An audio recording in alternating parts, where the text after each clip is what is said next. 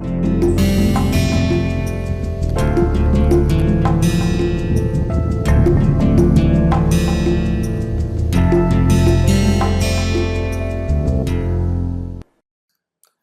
and welcome to another session of Introduction to Astrophysical Fluids. Previously, we discussed the evolution of the blast wave, which appear in general during a supernova explosion, and we also said that interestingly, this type of blast wave also appears when atom bomb explodes. Okay. Now, in this lecture, we will talk about a bit more formally, using some mathematics, about the structure of the blast wave, what is inside. So starting from the center of explosion directly up to the blast wave front, how different fluid variables change, that we will mostly discuss in this lecture. One simple thing is that we will use some mathematics, some basic concepts. We will be using some basic concepts of dimensional analysis and the self-similar solutions. So some parts or some steps of the mathematics may look like non-evident. However, during this lecture, I will not explain everything in 100% detail. Later I will communicate you some elements of calculation so that these parts can be much more clear. So here, for example, you can see that in the previous discussion we actually found that just by using very simplistic dimensional analysis along with the self-similarity condition, we obtained for the blast wave front that the size of the blast wave, which is given by lambda, and this is an explicit function of time, that should be equal to E t square by rho 1 whole to the power 1 by 5, where E is the energy during the, energy at the initial phase of the explosion. Just when the explosion takes place, E is the energy released. T is the time elapsed, and rho 1 is the density of the environment or the ambient medium.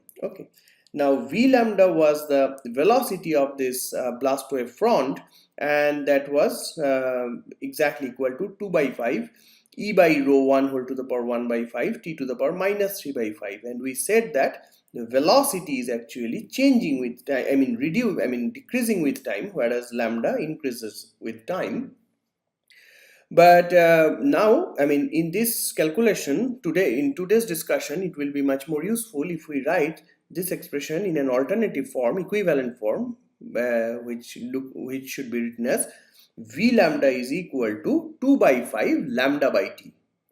Simply if you just write this expression as E by rho 1 whole to the power 1 by 5, then t to the power minus 3 by 5 you just write as t to the power 2 by 5 by t, and then you just extract this whole part over here as your lambda, and this will be then t.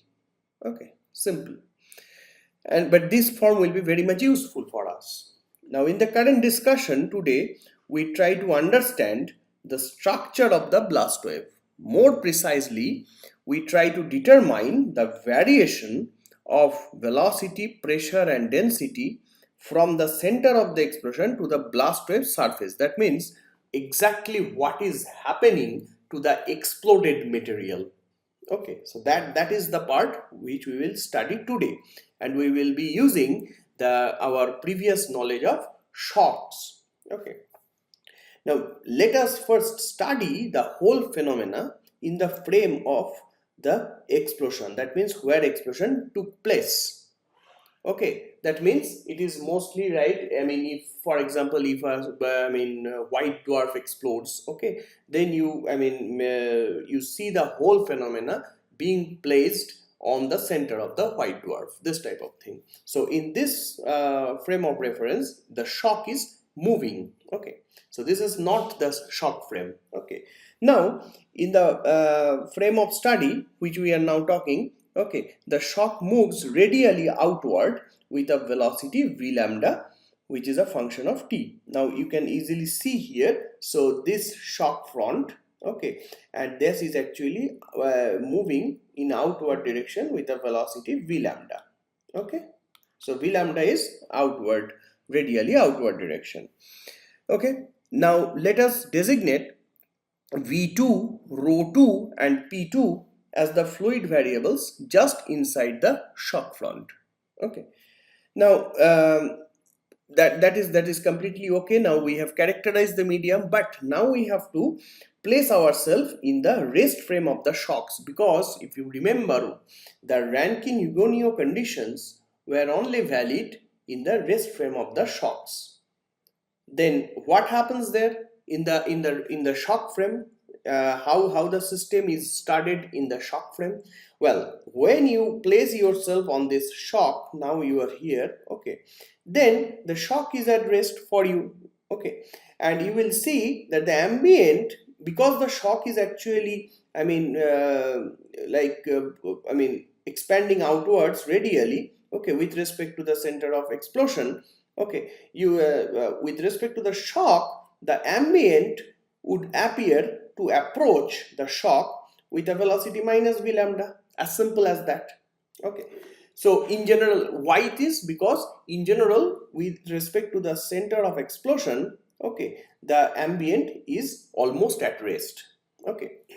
And that was the story for the ambience. With respect to the shock, what happens, that the medium, the everything which is inside, okay, that had some velocity v2 with respect to the center of explosion, and shock had some velocity v lambda, okay. Now with respect to the shock, the relative velocity of this part will be simply v2 minus v lambda, okay. So with someone who is sitting on the shock will see the whole system as that some material from the ambient would actually stream in the shock, and behind this, okay, some material actually is flowing, okay, and is flowing farther from the shock, that means away of the shock, with a velocity v2 minus v lambda, okay.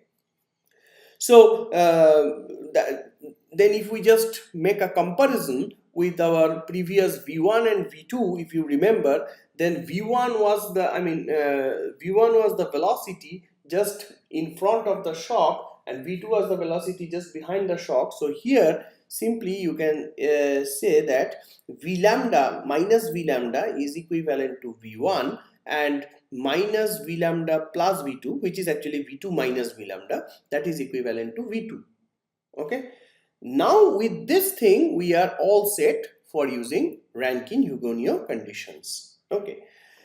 Now in blast waves, the velocity is so large with respect to the sound speed of the medium, okay, you can actually do some estimate and you can check, and just you can remember that if you can correctly remember the velocity, okay, the velocity was 10 to the power 4 kilometers per second, and 10 to the power 4 kilometers per second means 10 to the power 7 meters per second. So, well, this is not very far from the relativistic domain. However, for simplicity, here we are taking non-relativistic cases, but we are considering the system to have a very strong shock. That means the Mach number can easily be, or reasonably be, approximated to be very large, as infinity, okay.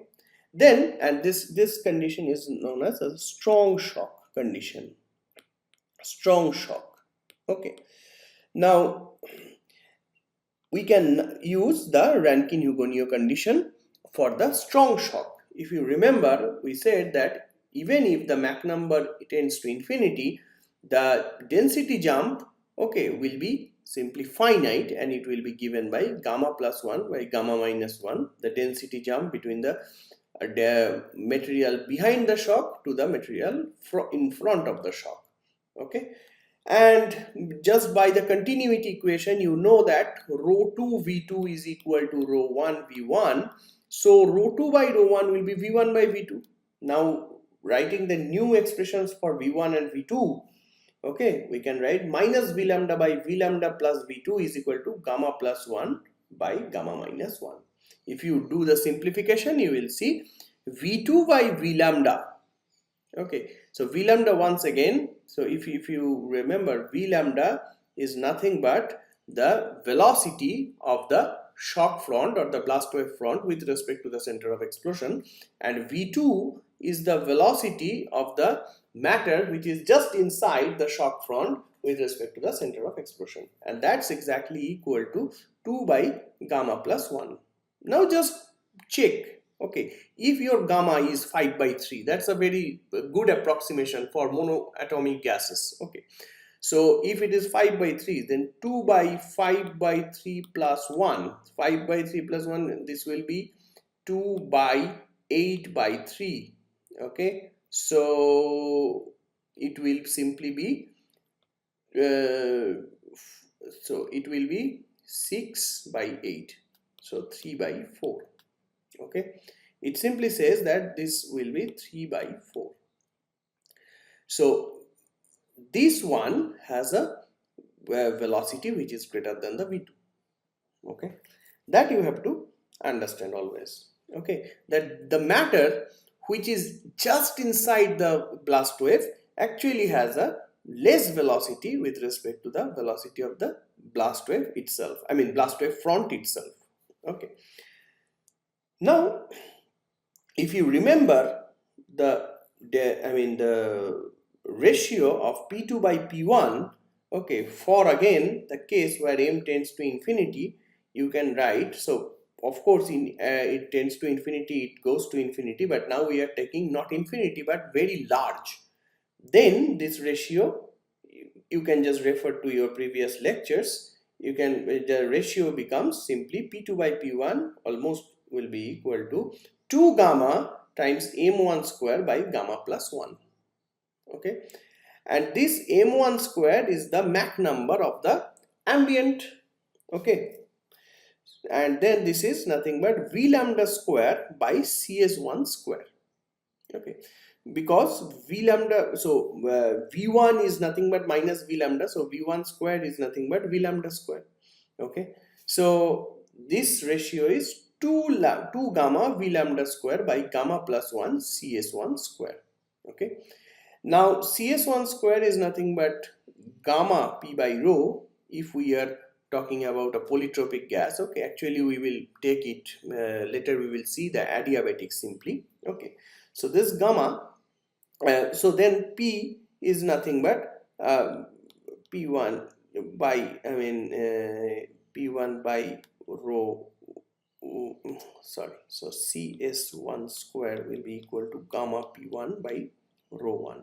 Okay, if this is true, then you just put it here and you will see that P2 will be then equal to 2 rho 1 V lambda square by gamma plus 1.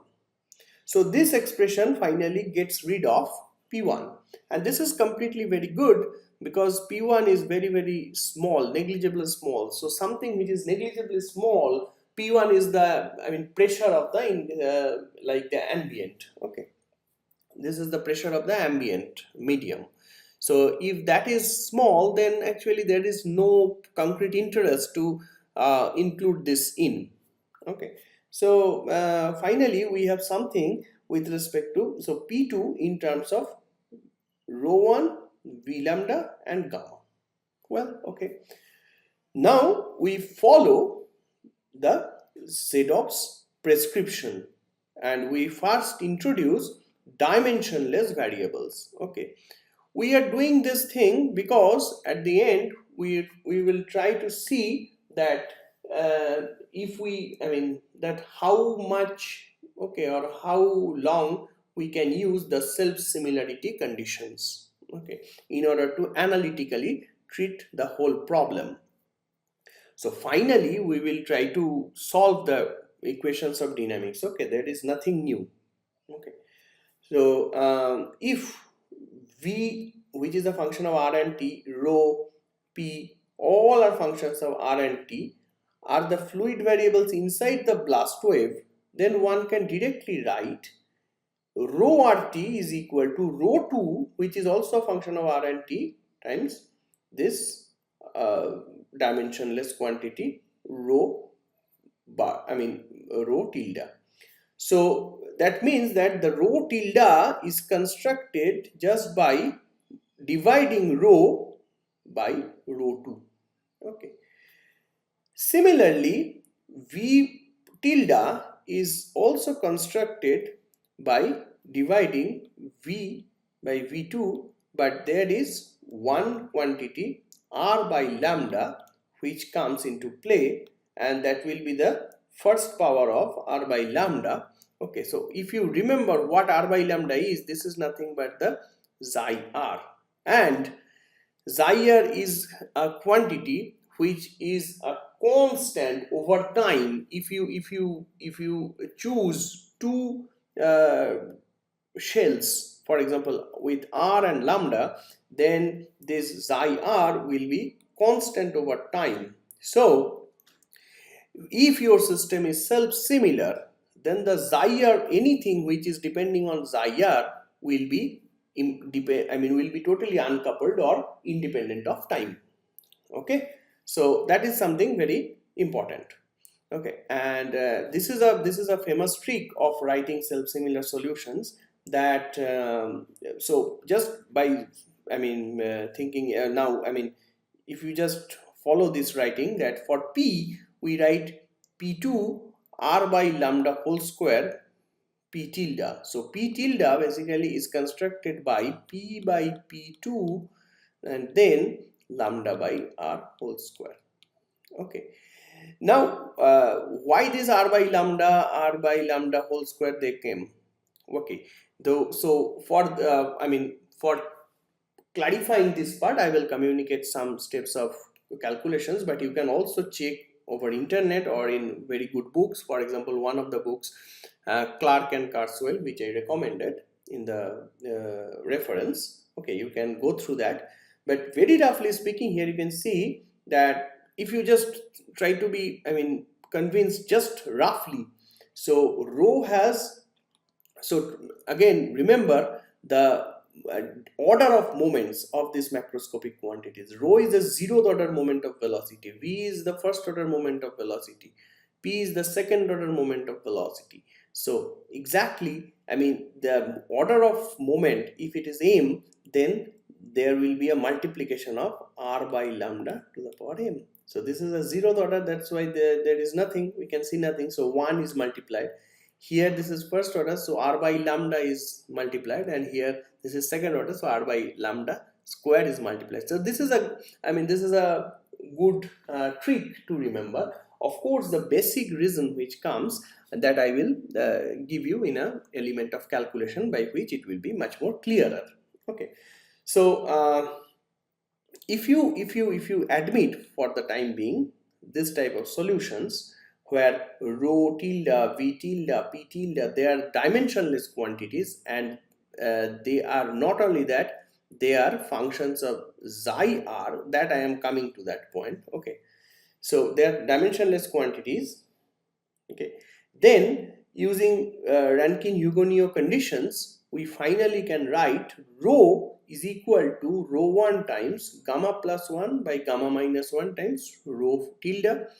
V we can write as 4 by 5 gamma plus 1 R by T V tilde, and P we can write as 8 rho 1 by 25 times gamma plus 1 R by T whole square P tilde. Okay, so this part I recommend you to check at home. Maybe I am not sure, but maybe I have also some I can communicate this part of calculation as well, but this is highly recommended that you can do it at home. Okay, you start from this and then you use all these relations over here, and finally you should reach to that. This type of elementary calculations I expect that you can do at home. Okay. Now finally, this is very interesting and important point, that due to self-similarity, now we can expect that this V tilde, rho tilde, P tilde are functions of xi R only. So that if we can if we just we can write the equations of dynamics in terms of these variables, and which are functions of xi r only. That is that is the best way to check that whether the system dynamics is self-similar in nature or not. Okay. Now, boundary conditions are given as this. Okay. All these three things, all this tilde, they are getting 1 at xi lambda. What is xi lambda? Xi lambda is also 1. So this is, if you remember, xi is r by lambda. So xi lambda is lambda by lambda. This is 1. And according to our definition, if you remember, so what will be, so if we are talking about we are studying this quantity at the blast wave surface, then v will be equal to v2, r will be equal to lambda, so v tilde will be 1. Same thing you can do here, and same thing you can do here. Rho will be simply equal to rho 2, and your of course rho will be not exactly equal to rho 2, but for instance we can write this. So so there is something to no, that's completely okay, because we are coming from the inside, so that's completely okay.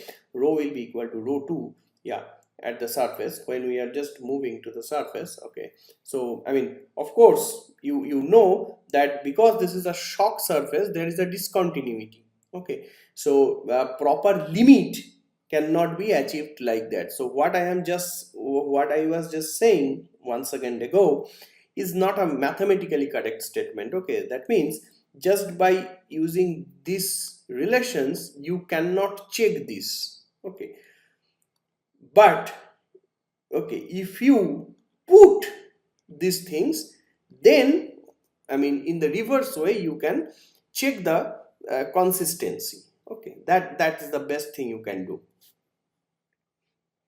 Okay, now it is also true that the process is very fast. That's why an adiabatic equation of state for the gas or the fluid inside the blast wave, okay, is not a bad assumption. Now we are writing the equations of dynamics of the fluid inside the blast wave. Okay, so spherical symmetry is there, adiabatic equation of state will be there. Okay, and we have this continuity equation. This is the Navier-Stokes equation. Of course, forcing and viscosity are neglected once again for simplicity. Okay, and this is the fancy way of writing that P rho to the power gamma is equal to P rho to the power minus gamma is equal to constant. Okay, so if you use these three things and we write all these three equations in terms of this tilde quantities, that means dimensionless quantities, not only dimensionless, they are functions of xi, okay, xi r, then you can write del t, you can replace del t by minus 2 by 5 xi r by t dd xi r, and del r by xi r by r d xi r. This is very easy. This is basic calculations of calculus. Okay, and you please check it carefully. Okay, and if you are stuck, please refer to any simple book of calculus, okay, with partial derivatives and functions of multiple variables, and partial derivatives, total derivative, this type of thing. Okay, so if you replace this thing, then finally del t, del r, both are now translated to dd xi r. Okay, and that's exactly the method by which one can cross check whether the system is really self-similar or not. Now finally, although these equations look like a bit bulky, but you see this is the continuity equation. Just you don't have to go through each and every part of the equation, but just to check that only we have dd xi r. Okay, dd xi r. Here as well we have the differentiations are only with respect to xi r. Okay, and all the quantities are either xi or their functions, that means the tilde type of quantities. The same thing over here, the only thing is like d xi r, and all the quantities variables are tilde variables. Finally, this is true for this one as well. Okay, again dd xi r. So finally we are convinced that this system is reasonably well approximated by self-similarity, but what that gives to the structure of the system? Can we have some interesting information about the structure of the system? Okay, so here we have plotted xi r by xi lambda. Okay, and along y-axis, so along x-axis this is this quantity, along y-axis we have plotted three different things for three different plots. One is p tilde, one is v tilde, one is rho tilde. So you see, so this is done, so this one is done for gamma is equal to 1 by 4. Okay, so which is not a very practical case for astrophysics, however, but this is a very practical case for atom bomb, because this was done for air. Okay, but this type of behavior actually is very much similar for that of a supernova. Now the first thing one can see that the radial variation of velocity is much smoother than that of the pressure and density. Okay, so this one basically changes gradually, whereas pressure and density both, they don't change up to this and suddenly they change very sharply.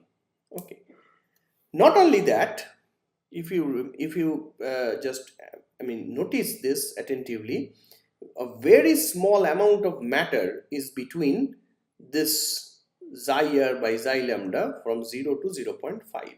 So the amount of matter very near to the center of explosion is very, very small. So that means if you think that this is a center of explosion, and just the center of explosion you have almost homogeneous type of matter, spherical shell is totally is like a solid spherical solid sphere type of thing, so, full of fluid, that is not a very good picture. Actually what happens after the explosion, most of the thing, it basically detaches. Okay, gets detached very, very quickly from the center of explosion and goes to a distance. Okay, certain distance, and this part you have very, very small density.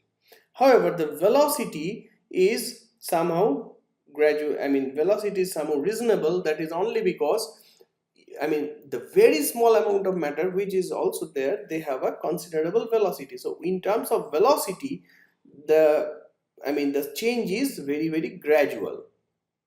Okay, so this is something we can infer infer for the structure of the blast wave. Okay, so it basically it gets detached like an envelope. Okay, plop, and then it gets off.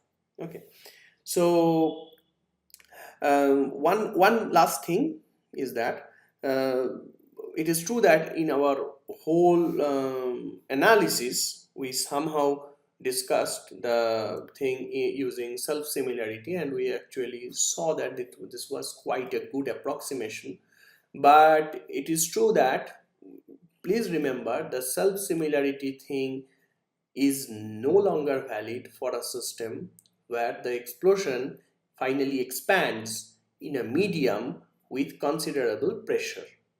Okay, so if for example some supernova explodes in the neighborhood of some dense much more denser astrophysical medium, okay, then this type of problem cannot be handled using self-similarity. Okay, so that was all about somehow a brief overview of supernova and blast waves, which are nothing but a very good application of shock waves.